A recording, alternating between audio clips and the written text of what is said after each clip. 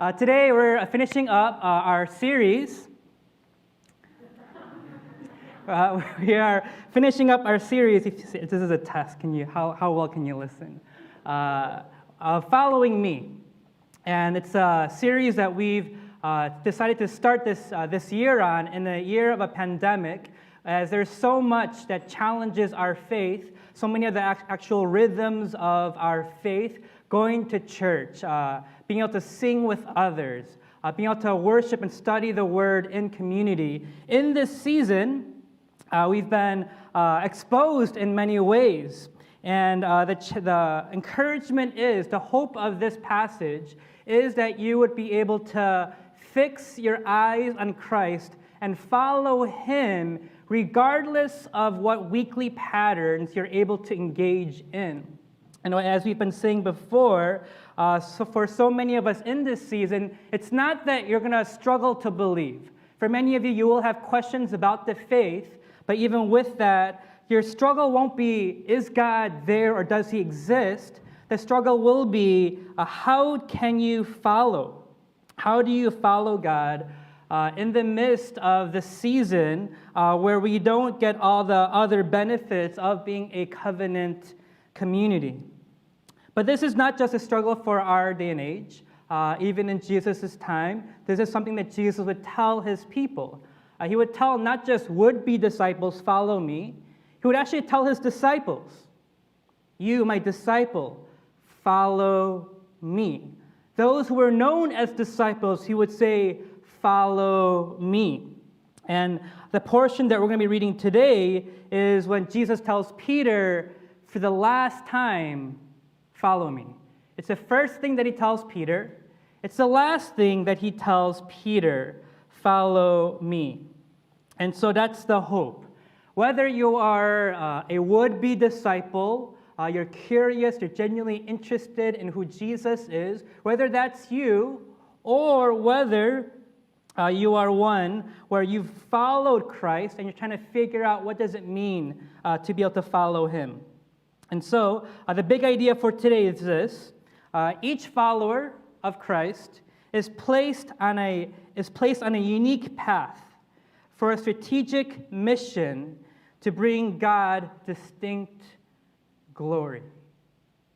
That you would know God has not called you to a general path. It's not generally, my people follow me.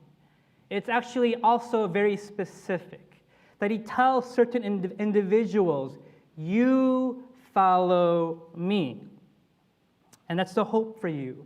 That you would walk away understanding your path in following Christ is unique. It is not like others. And as you follow Christ on this unique path, to know that there is a strategic mission God has given you. And as God has given you this strategic mission, that you bring Him distinct glory. You're able to glorify God in a way others cannot, and God enjoys that. God revels in that. And so as we are about to start in chapter 21, verse 18, you have to know the backstory a bit. You have to know the backstory of what is happening here. You see, Peter and his disciples should not be fishing. They have been fishing for 3 years. And so for 3 years, when Jesus calls Peter to follow me, he hears that call and leaves his occupation. He leaves his boat. He leaves and he follows. And so for 3 years, he's with Jesus. For 3 years, he's hearing about what it means to be a follower of Christ. He's learning about who God is. And Jesus is crucified, buried. And Peter, at this point, has already seen Jesus resurrected. Jesus has already shown Himself. But even after the resurrection, He goes back on a boat. So many things happen for Jesus' disciples when they're on a boat. It's on the boat when Jesus brings the storm. It's on the boat where Jesus walks on water. It's on the boat that Jesus, as he walks on water, invites Peter to walk on water. So much happens in this boat. And today, what we see is Peter being reinstated.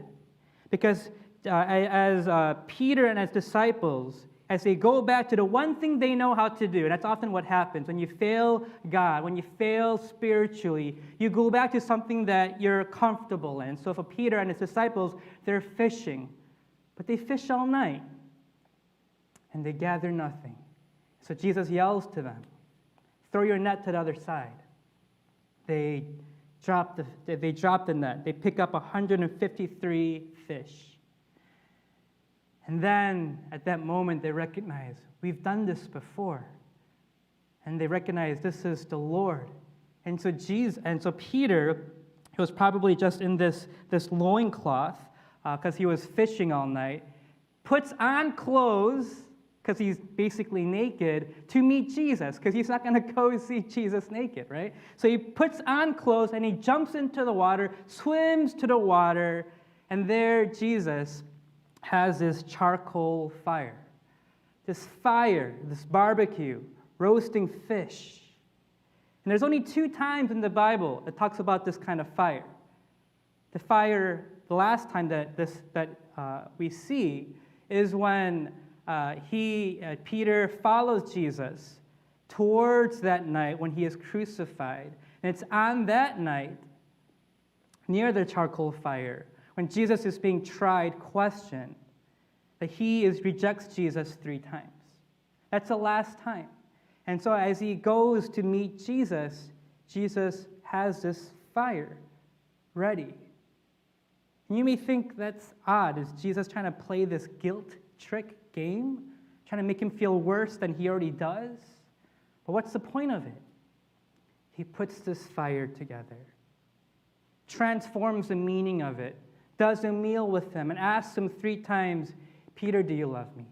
Peter, do you love me? Peter, do you love me? And it's in that Peter says, at first, I love you, but not using the same word. The first time Jesus asks a question, it's Peter, do you agapao love me? It's the highest form of love.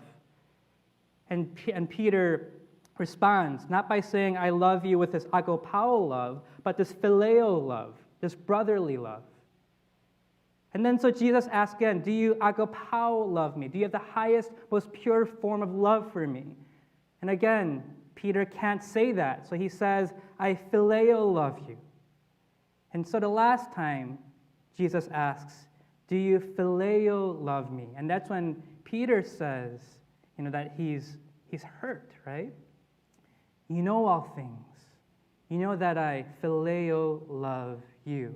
I think what John is communicating is that Peter finally understands that he has always overestimated his vow, his commitment, his love. And so Jesus, when he asks, do you love me more than these, probably referring to the other disciples, because that was always his claim. Jesus, I love you more. Even if the other disciples don't follow you, I will follow you. And it's in that moment that he's reminded of his hypocrisy, that he denies Jesus. And so Jesus is trying to restore him. Do you see how personal that is? That Jesus is so personal that he actually creates this fire to bring him to that moment, to let him know, Peter, I know you struggle to love me. But I know even though you don't have the highest form of love, though your love is tainted, he says, but I know you phileo love me. I know you genuinely and sincerely love me. That's what's happening here. Because on that time that he rejects Jesus, Luke 22:61 says, the Lord turned and looked at Peter.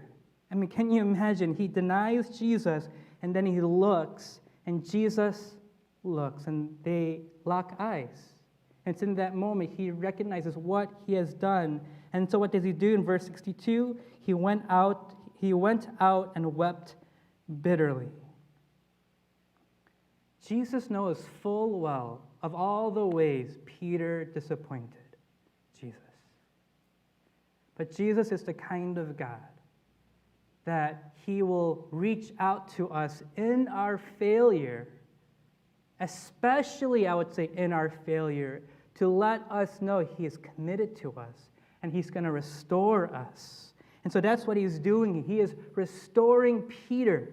And that's the backdrop of this. And as he finishes by asking him one last time, do you love me more than these? And Peter responds, you know all things, you know that I love you. That it's in that context, in verse 18, we read, truly, truly, I say to you, when you were young, you used to dress yourself and walk wherever you wanted.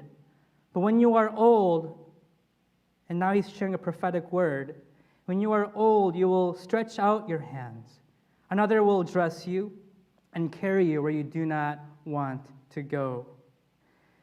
It's a reference of how Peter will die. That his arms will be stretched. It's widely known. This is a reference to a crucifixion. That as soon as Jesus restores Peter, he then tells him, I restore you. And I know what's going to happen. Because I know right now you're questioning, will I be able to commit? Will I be able to be faithful? Right? Because that whole time he couldn't tell Jesus, Jesus, I love you. That was the highest form of love. He could only say, I love you. I know that I love you, but I wonder, will I be able to be faithful? And it's in that doubt that he has about his own commitment to God that he says, you will follow me. You will be faithful. You will, in fact, stretch out your hands. Another will dress you and carry you. Talking about how Peter was most likely brought, he carried the cross. Someone else had to carry it even for him because he could not do it on his own, as church history tells us. That Jesus knows sovereignly what's going to happen. I mean, that's powerful, isn't it? Imagine, in that moment, you're doubting, can I follow? And then Jesus says, oh, Peter, you will follow. You will follow so faithfully that you will give up your life. And it's in that moment you wonder, how much was he able to receive that? Right? How was he able to receive that? I mean, could you imagine at one moment you're wondering, am I going to follow? And Jesus says, you'll follow, you'll actually be crucified. Right? That's probably something you don't want to hear. You're thinking, oh, okay, I guess that's good news. But then we know that he did take this to heart. How do we know that? When you read Peter's letters, you hear these tones of shepherding. Right? He calls the people that he writes to dear flock. Right? It's a shepherd language. You recognize that this was a powerful, transforming moment for him.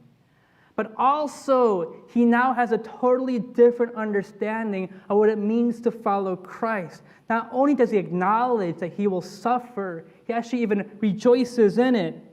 1 Peter 4:12. Let me read this portion for us. He says, beloved, right? Feed my sheep, right? Love my sheep. Beloved, do not be surprised at the fiery trial when it comes upon you to test you. Because he was surprised the last time, right? And that's when he denies Jesus. He's saying, there will be times that you will be tested. Your faith will be tested. So now he's telling these people, don't be surprised at the fiery trial when it comes upon you to test you, as though something strange were happening to you. And then read these words. Read in verse 13, rejoice insofar as you share Christ's sufferings. Rejoice. He was not able to rejoice before. He rejects Christ because he does not want to suffer. He does not want to be persecuted. He does not want to be associated with this man who will be crucified. So he says now, he's taken Jesus' words to heart, If it is my call to die, I will die. So you share in Christ's sufferings. He now sees suffering differently. Verse 14, if you are insulted for the name of Christ, you are blessed. He did not think that way before. But now he considers it a privilege. Yet, if anyone suffers as a Christian, let him not be ashamed, but let him glorify God in that name. And I imagine Peter on that point when he was about to die, as he was about to be crucified, I'm sure in his heart, his one desire was, God, may you be glorified. In my life, in my suffering, in my death, God, may you be glorified. I'm sure when Peter hears these words, that your arms will be stretched out. It was hard to hear, but I'm also sure that part of him was simply happy to hear. Because the last time Jesus prophesied, he says, Peter, you'll deny me 3 times. And so what does Peter do? No, Jesus, I will never deny you.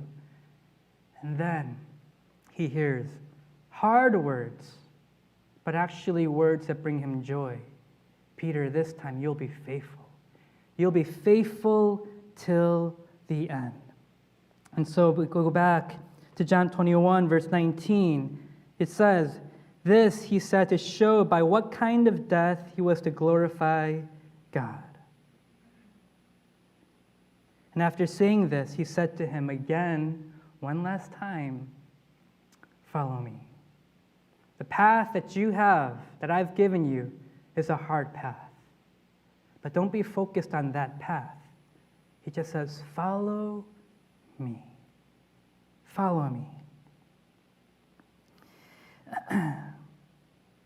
You got to love Peter, because right after Jesus says, follow me, what does he do? Right after he says, follow me, keep your eyes on me, in verse 21, Peter says, but what about this guy? Lord, what about this man?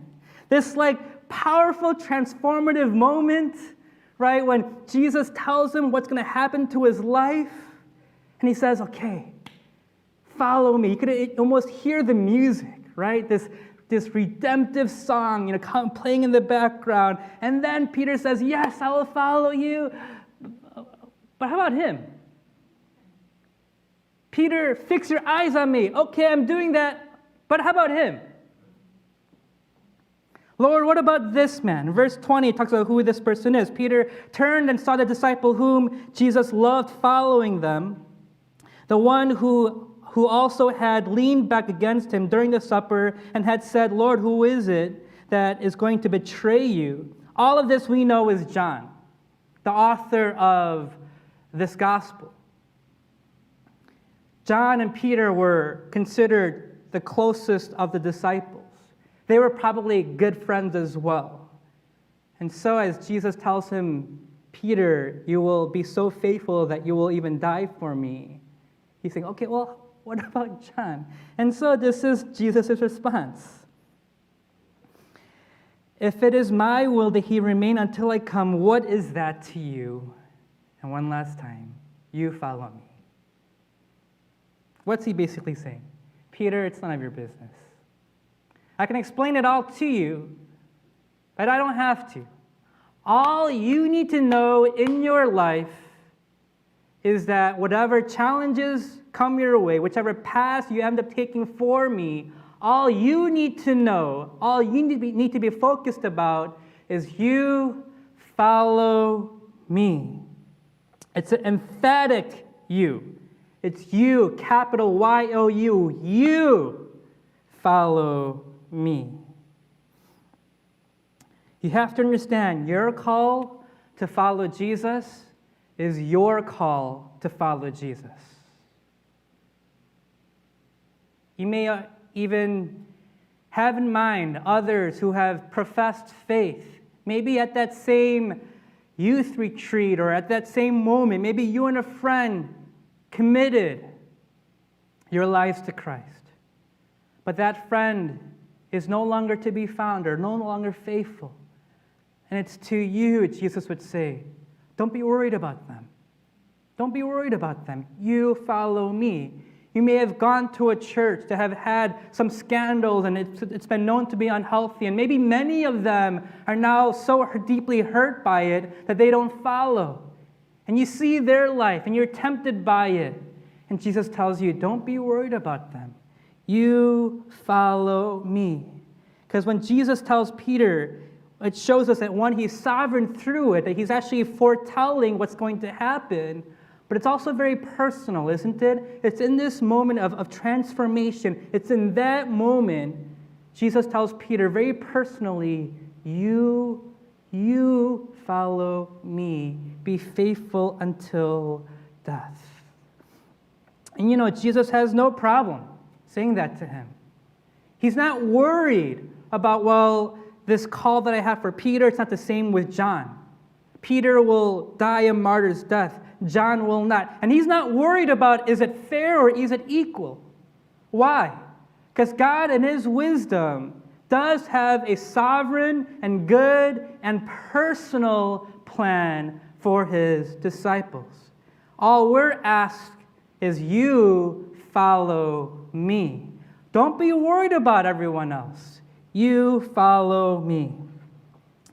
I remember in our first year of our church plant, we were having a Bible study with some of the other families, and I remember it came to the topic of parenting.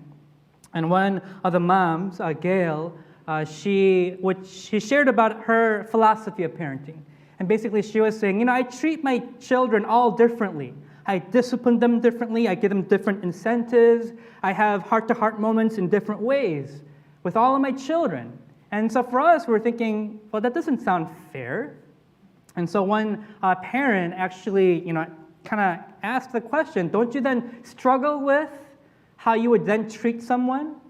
If you're going to take one child out for these meals because this child needs it, but then you treat this other child differently, aren't you worried that they're going to compare? Aren't you worried that they will feel like you're not a fair parent? And she said, no, not at all. Because I love them equally, but I treat them differently because they are different. I may make mistakes in my judgment call, but I know that the way that I'll discipline this child will be different than how I discipline this child. Because with this child will need this set of conversations and parameters, but the other child is different. And as she was sharing that, we could all resonate, because that's actually how we end up parenting. Because we definitely recognize how they're all different. And it's in that we recognize that's God's heart.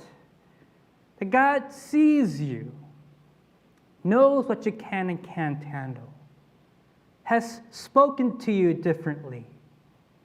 You see, we all have a unique path. And it's only when you understand that you will stop comparing and contrasting and therefore complaining about the lot that you have in your life, the path that you have in your life. Right? How many of us compare? God, you did this for this person, but how about me? Right? We may do that in different seasons of life. You have a friend that you're close with, but this friend then gets married. And you wonder, when will I get married? You may be married. And you wonder, when will I have kids? All these other parents have these beautiful families. When will I get my children? And then married couples do that as well. They look at other marriages. They think, why can't my marriage look like this? Why can't my children be like that? And the worst yet, it's when married couples start thinking about the single people, thinking, I wish I could be single again. And Jesus would say, you follow me. The path that I have set for you, you follow me. It's all unique, but it's also all strategic. It's personal, it's sovereign, it's unique, but it's also strategic. That there is a reason, right? Each follower of Christ is placed on a unique path for a strategic mission to bring God distinct glory. Some argue that these verses that we will read was added by somebody else because it seems so out of the blue. It talks about Peter and the path that Peter will take. But then in verse 23, talks about this. So the saying spread abroad among the brothers that this disciple was not to die. Yet Jesus did not say to him that he was not to die. If it is my will that he remain until I come, what is that to you? What's John doing? He's clarifying. This is how gossip starts, right? Someone heard that Peter will die a martyr's death and John will remain. And then Jesus says, hypothetically, if it is my will that he remains until I come back, what is that to you? And someone hears that, shares with others, and turns into this weird myth that John will live until Jesus comes back. And John, when he writes this, is probably older. He's probably recognizing there is a chance that I will die before Jesus comes back. So he's clarifying what's happening. And then in verse 24, he writes, This is a disciple who is bearing witness about these things, who has written these things, and we know that his testimony is true. Again, you're wondering, what's this have to do with it? He is now clarifying his mission. You see, Peter was called to tend the sheep. He was called to pastoral ministry. He was called to die a martyr's death. John was called to live a long life. He was later exiled in the island of Patmos. One dies a martyr's death. The other lives a long life. One starts the whole structure and institution of the church. It's on Peter that the church is built. And John, what does he do? He writes this gospel so that many would read and many would believe. Both unique paths, both strategic for God's mission, both bringing God distinct and unique glory. Imagine that's you. God doesn't call you to generally follow.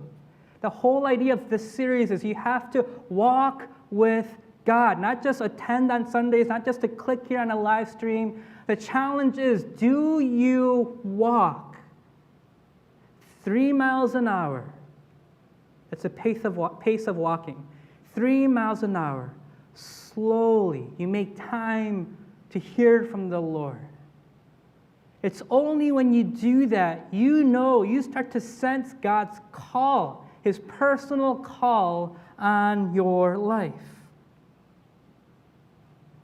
Because what he needed to tell Peter as he went back to fishing is to remind him, I loved you, I've forgiven you, I've restored you for something more than fishing. And what he tells you is, I've loved you, I've forgiven you, I've restored you for something more than simply just teaching, or simply just that business, or practicing law, or working for the government. You see, that's the means to an end. That work is important. Creation mandate. We're supposed to do good here on this earth. But also to know that God has a unique path for you so that you would strategically play a part in God's redemptive work. Missions. That you would do that. You see, the disciples so took this to heart. This was their life. Their mission was their life. In 1 Thessalonians, we just studied this passage at our Friday prayer gathering this past week. And in it says, what Paul says is, for what is our hope or joy or crown of boasting before our Lord Jesus at His coming? Is it not you? For you are our glory and our joy. What Paul is saying is that what he wants to be able to present before the Lord, whether he's to come back or Paul is to pass away and be before the Lord, is to show Jesus. These are all the people I shared the gospel to. These are all the people that professed faith. These are all the people that I shepherded, that I loved, that my end was missions. My end was to see people come to know you. And that's what Jesus is saying. You see, you have a unique path. Some of you, you're in a different stage in life than you want to be. For maybe most of us, we're in a different country that we want to be. But the whole idea of why God has given you this slot is to help you understand you have a strategic mission that only you can do. Only John was able to write this gospel. Only Peter was able to do his work and his ministry. And it is only you that can reach some of the people that God has brought you to. That your corporation, your end goal is not to get that promotion. Promotions are good.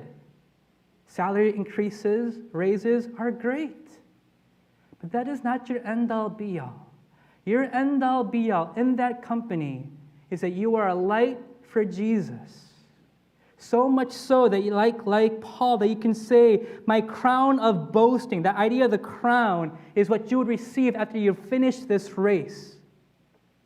The idea is in heaven that you can see the many, many people you prayed for, the many, many people that you loved, you spent time with.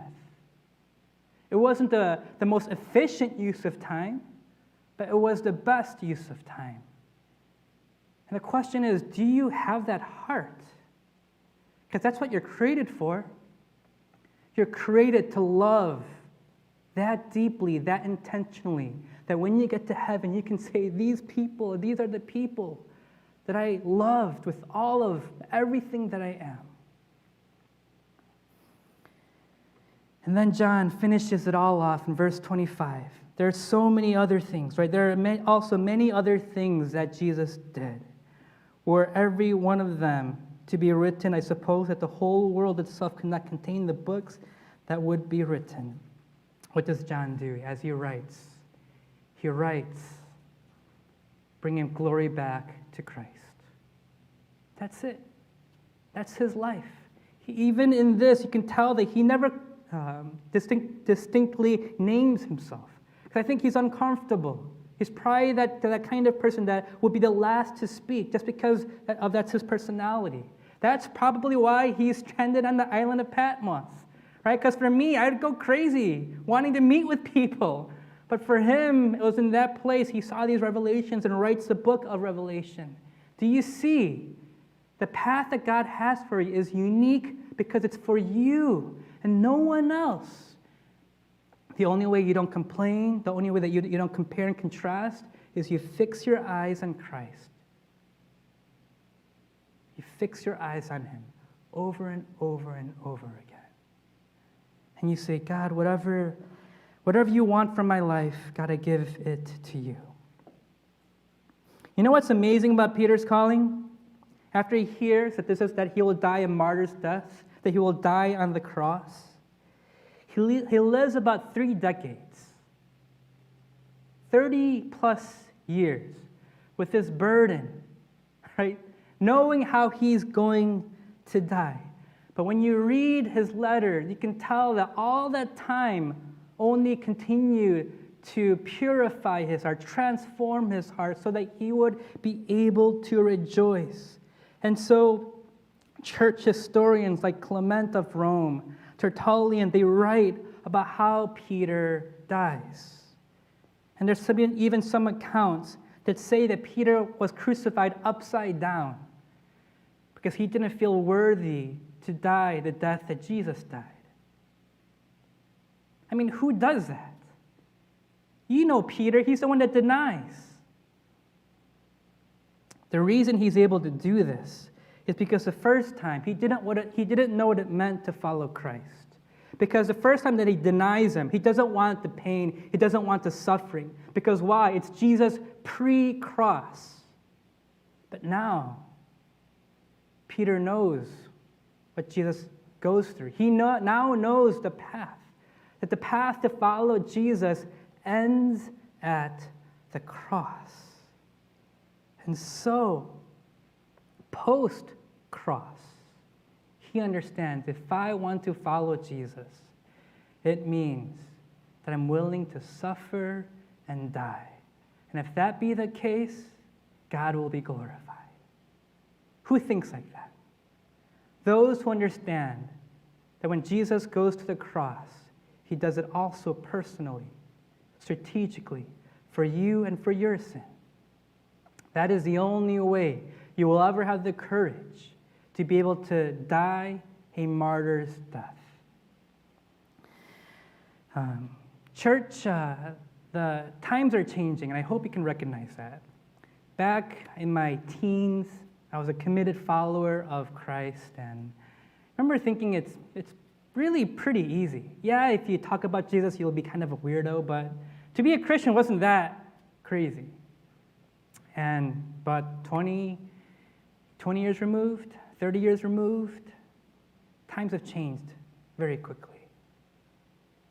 Let me tell you, I believe that some of you will be persecuted. I believe the times are changing so quickly, the things that you believe in will be contentious, will be viewed as contentious to others. And really the question is, who is Jesus to you? Will you be willing to lay down your life for him? And you can only do so when you recognize that he has done so personally for you. Let's pray.